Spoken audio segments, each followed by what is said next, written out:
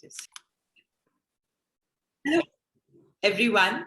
Welcome to yet another episode of 51 Stories of Emotional Wellbeing with EAR.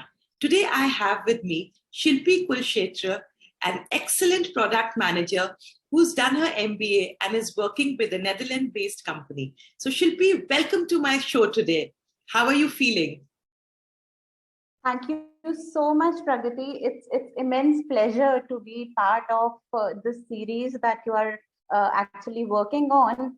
And in fact, I would like to thank you and congratulate you for all the contributions, that you are trying to make towards the society.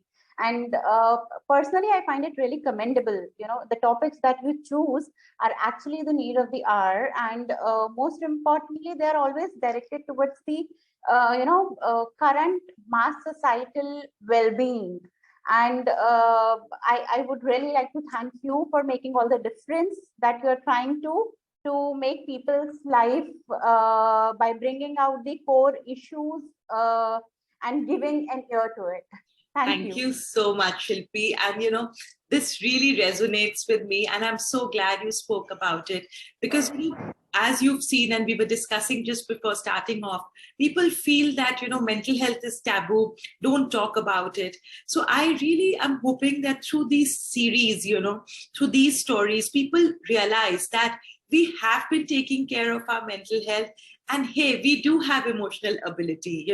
All we need to do is just be mindful about it and perhaps inculcate some daily practices. So coming back to you, can you tell us a little bit about your journey from your childhood to the woman you are today? Okay, so to start with my childhood, I was actually born in a small town of Jhalawar in Rajasthan. Yeah, I was there for a brief 6 months of my life. And then my parents, they had to shift to Delhi because of some business complications, and they started from scratch in Delhi. So, it was a very challenging time for them to bring up me and my younger brother. And, while they were accepting all the challenges, they always made effort that, we never felt the need that we are missing anything. So that was about my childhood. Then, in my schooling, I was an average student until 8th and 9th. And then, there was a phase in my life where I actually lost track of my progress, and then my grades started to drop. And then at a point, I actually realized, what I'm doing with my life. And then suddenly this super realization came to me when I decided to really focus on what is to be focused in hand right now. And that resulted in a great result for my 11th and 12th. And then I was a kind of university topper for my bachelor's. And then followed by that, I started my first job post my graduation, and wherein I started as a supply chain trainee, taking care of back office operations into international business. And 1 year into my job, I actually realized that I really want to do something more. I'm not satisfied with this. So then I went straight to my management and I asked them that I want more challenges. Can you put me into sales? So they were like that, you have just come out of your shell and you really want to go there and, do it. So I said, no, I really want to go into sales and explore it. And at that time, frankly, in our industry, especially, the chemicals industry that I belong to, there were not too many females into the sales. So it was whenever I used to visit any of my customers and all, I used to hear, we have seen very few girls into this industry. And especially the kind of industries I was handling back then, the metal industry, the seamless tube industry, presence of a women was really rare, So yeah, that's how I went there. And then 2-3 years into my job, I got a kind of blessing in disguise when a lot of my seniors vanished. They just move out of the job, and suddenly everything was on my shoulders.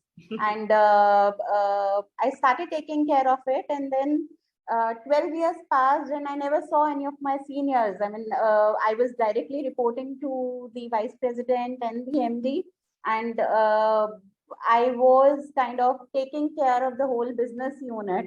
Mhm. So 12 years into the job, I actually realized that, I should actually focus on one particular segment, wherein this realization of focusing more on the food came to my mind, wherein I started my diploma into food technology, and I underwent it along with my job. And then I completed it. And then I got this new opportunity uh, of actually working in the real food industry with this new job that I'm into. And there, I also had my son by then, and I got the opportunity of working from home, wherein it was, more of a sales call again. But then it was at my comfort. I could take my calls any time of the day, depending on my schedule, my family's schedule. So that was quite a comfortable setting to take care of my son in those initial 3-4 years. And yes, I enjoyed my new role assignment thoroughly, and my family's support was immense, so I could also progress in the roles that was assigned to me. And today, yes, I am into a new strategic role, handling it very enthusiastically, and hope to move forward also. I love this trailblazing approach of yours. Whenever there have been difficulties or challenges, and I like that, where you kept strengthening your emotional ability. In chemicals, when you started off, you realized that there were not too many women, but that didn't matter. And a lot of times, we go by labeling. We let the world around us debilitate our spirit. And I like that as challenges came, you just evolved and went ahead, and this for me is actually identifying your unique emotional ability resource. What doesn't kill you makes you stronger, or just try. When you try, you never know, you just succeed. So how beautifully you have put this out for all of us here. Thank you so much for sharing this. At the same time, I want to ask you, has there been any personal struggle or some mental health challenge that you have really struggled with, or which you felt was difficult to cope up with? So in fact, Pragati, there were a lot, as I said, that I was the youngest, and, I was the only woman in those kind of industries. So there were a lot of, challenges. I won't say there were struggles, but yes, a lot of challenges which came my way. So, for example, when you actually travel to the places where these plants are situated for these, metal manufacturing companies and all, there you don't find a good hotel to stay. You don't find, good facilities which are actually required to be taken care of for a women, and so much. So yes, that was quite challenging, and still, when I look back, I always feel that, things have not really changed much even after 8 to 10 years. So I would really, love to see the revolution in those areas wherein women in these not so popular field also find it comfortable to be a part of these industries. Apart from that, when I talk about my childhood, yes, as I said, I was an average student. So until 8th, 9th standard, the grades did matter a lot. And I was like, when I was really not scoring well during my 9th and 10th, my parents, I could see my parents really stressed about it. And then, their stress was actually the thing that maybe that guided me towards the right path, which I was kind of, getting away from.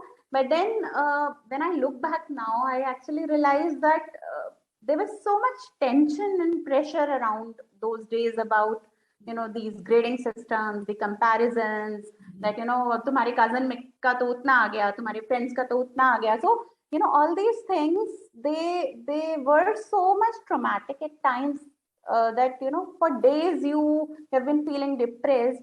And now also, I've heard so many kids during COVID time, they actually have gone into depression because of not being able to maintain good grades, not being, especially through the online mode of studies. It is not so easy for kids also clarify their doubt in 1 hour of the class, and there are 50 students in the class. So it becomes really difficult and challenging. And me, when I've passed that age now, when I look at my son or another kid of school going age, then I really realized uh, maybe I would really like my son to excel in studies, but then I would not really like to push him into that cocoon of really getting stressed by the grades that you should have. So for me, it's more important that you have the your base built up, you know the core of the subject, but then by heart learning everything is, I don't think so it's necessarily required.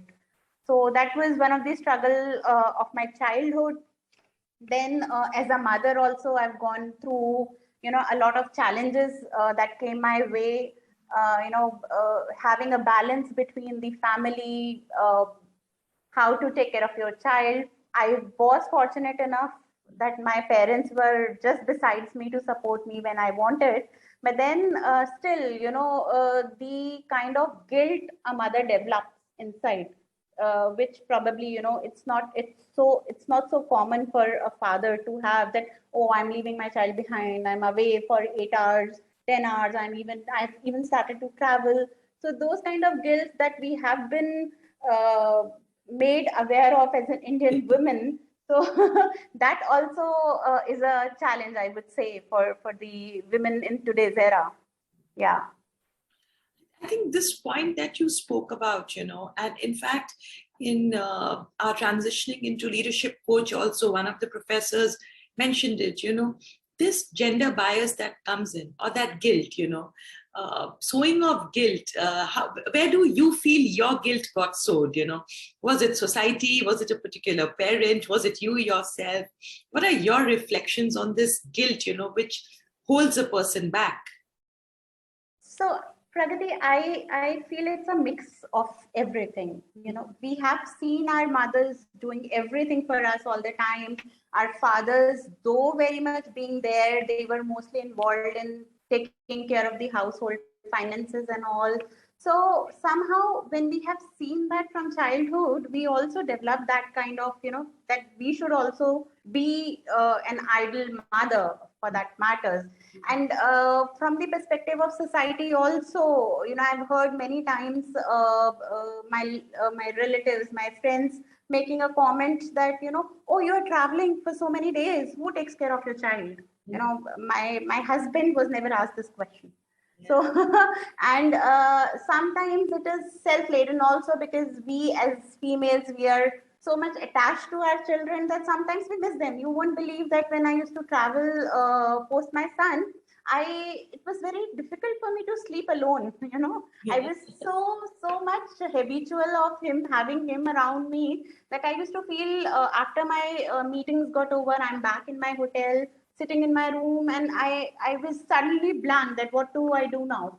So it's a mix of everything. And just to share another story with you, one of my cousins, she had her mother-in-law. She was not really keeping well, and because of the COVID times, my sister also had to stay with her in the hospital, and she had a 2 months old kid, and she had to leave him behind in her parents' safe custody, of course. But then the parents were asking her a question that, you're leaving your 2 months old baby with us, you're not coming to meet him even for a month, and how this baby will be feeling. And then I suddenly realized that the baby has three basic needs, the milk, the hygiene, and some cuddles, and those were perfectly being given to him, and the guilt was only being laden on the mother. So so this is all mix that we have seen in our society.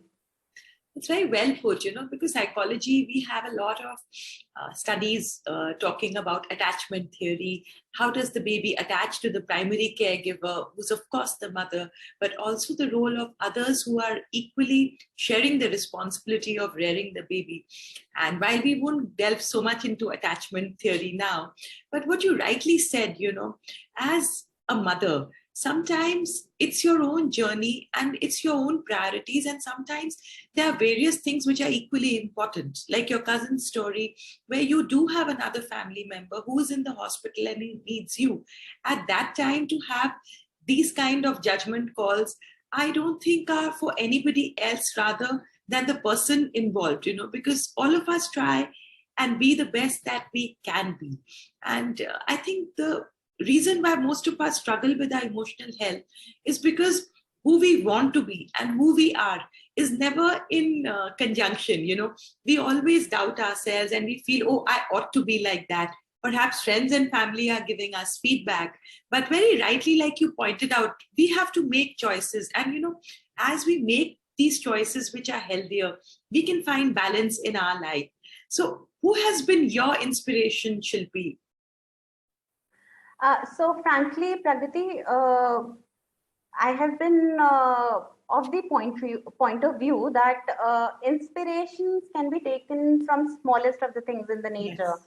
Yeah, I try to take inspirations from whoever I meet, whoever I find very doing something really differently. So all those things inspire me a lot. But frankly, in my personal life, I take it from my father. He has been a rock solid inspiration for me ever since I was a little girl.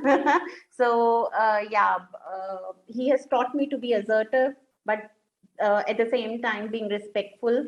He has taught me to stand up for myself. He has taught me, he's given me all the freedom that I really was seeking for in that kind of society where girls were not allowed to pursue a sales or a marketing MBA, and not were not allowed to travel alone to all these places for the customer visits where you don't have the basic security facilities as well. So I find him really inspiring, and he has worked really hard to raise us what we are today, and still he's going rock solid. So I really get inspired by him all the time. Yeah. I think that's really sweet. The trust of a father really goes a long way, for any child. They say that the confidence to excel in work, there are a lot of studies which point out to that. We say that, as a father, it's how much you believe in your child that really influences the confidence. So thank you so much for And most sharing that. importantly, Pragati, it's like, as we say, as you say, you always should have a person in your life to go to. So he's my go-to person. So whenever I have any issues, professional, personal, some of the dilemmas that I'm not able to get over with, he is always an ear to it, even if he is not able to give me a solution. He is there to listen to my problems, and yeah, that sometimes relaxes me. So yes. In fact, that is the key. The reason why people advocate therapy, including me, is there's a safe space to vent. But if there are family members whom we can just vent out, and this power of active listening is something that we don't even give enough emphasis to.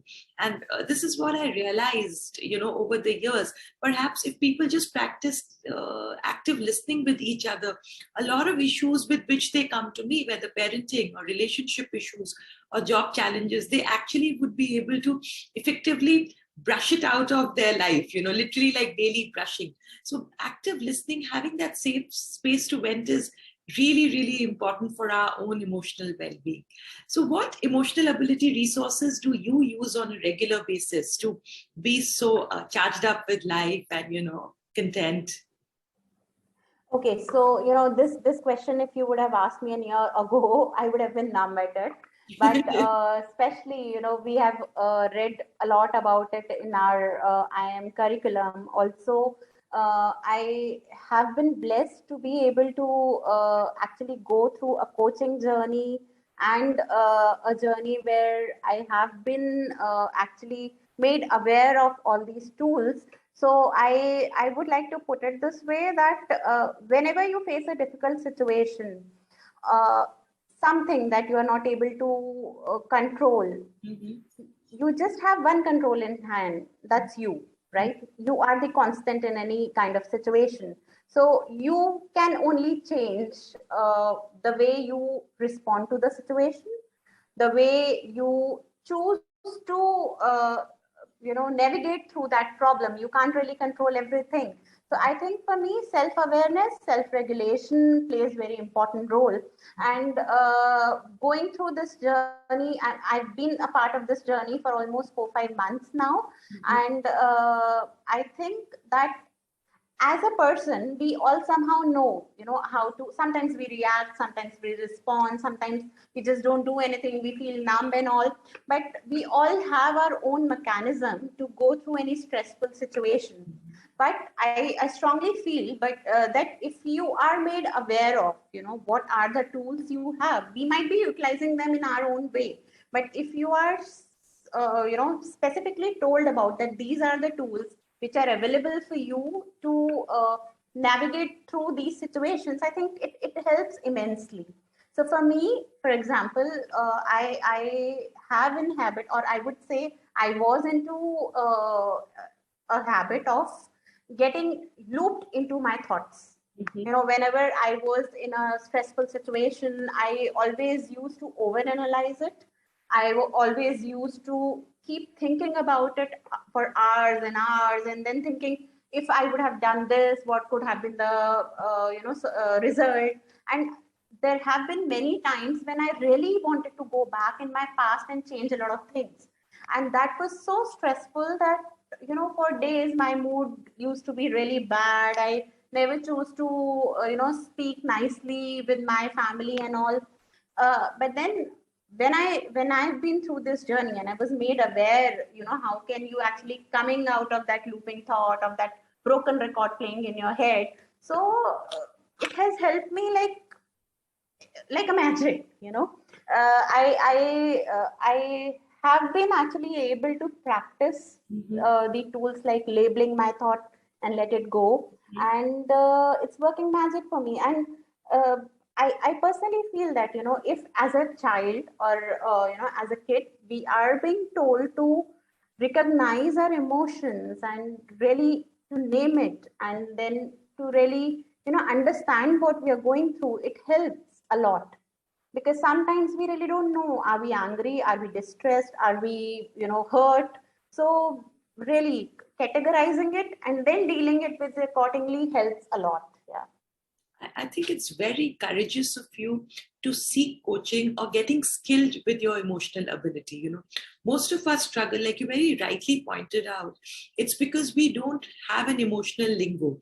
We don't know how to deal with our emotions. Like Robert Plutnik talks about the whole wheel of emotions. So it could be disgust, it could be despair, it could be anger, it could be rage. Now, each one of it could just be a feeling, or it could be an emotion with various levels of intensity. Now, if we could actually label the exact level of intensity, then we would be able to navigate ourselves. So that was really very nice, that when you realize that, yes, there are challenges in life, and to go ahead, I need a roadmap, and to look at your own emotional ability as something that you could get skilled at. I think that's really very nice. And, these days we do have these avenues of mindset coaching, of leadership coaching, where one can go ahead. In fact, in my therapeutic practice and even with my coaching clients, often I've seen the ones who effectively bring about change are the ones who are willing to look at themselves, as someone with a lot of potential in spite of the ups and downs. So thank you for bringing that aspect of skilling towards emotional ability, out there for everybody. Because while over the years, I've seen a lot of people do seek help, but they're very hesitant to talk about the help that they have sought. And when you share that story, others get inspired. Hey, help is just a click away or just a person away. How does it matter, Yeah. like we all shifted over the years. We all are in that generation where from no computer, suddenly computers came, from those big things to those tiny things in our hands, where you could just sit and navigate anything. So any tip that you want to leave our viewers with? So for me, I would really like to request everyone that these days we have all the access of smartphones with us, and it's really a great idea to use them to the right, I would say, to the right usage of it, wherein you can actually go to Google, you can read about emotional well-being, you can actually try to understand how it helps each one of us, and then try to apply it to them. I can understand, not everyone will have an access to a coach, a mentor, and sometimes we are not even allowed to speak in our society about our innermost feelings. But then we are blessed to be in a generation where we have all these tools available with us where we can look up, and once you get comfortable understanding all that, then you'll also be eventually comfortable talking to someone about it and really getting out of the situation. So it's very important to have your venting zone. If not your family, friends, then someone who is a neutral person in your life, or who doesn't know you as a person and can give you a perspective from another angle and can really help you come out of it. Sometimes it happens that you are really, the problem is not so big and you are just over analyzing and getting into it again and again. So I recommend that if you have a problem, please speak to someone about it, and speaking to a professional surely is going to help. Thank you so much, because this goes a long way in removing the stigma for seeking help. A lot of people don't reach out because they feel they'll get stigmatized. So I do agree that a book on emotional ability, listening to some podcasts, listening to some app, or even a regular YouTube channel, can really give you a lot of comfort and can really help you feel as though someone out there gets me, and it's no big deal. People have worked at themselves and are much happier than they've ever been, and I can too. So thank you so much, Shilpi, for being here, and it's indeed been a pleasure. Thank you so much, Pragati, for giving this opportunity to me, in fact. Thank you. Thank you. Bye-bye.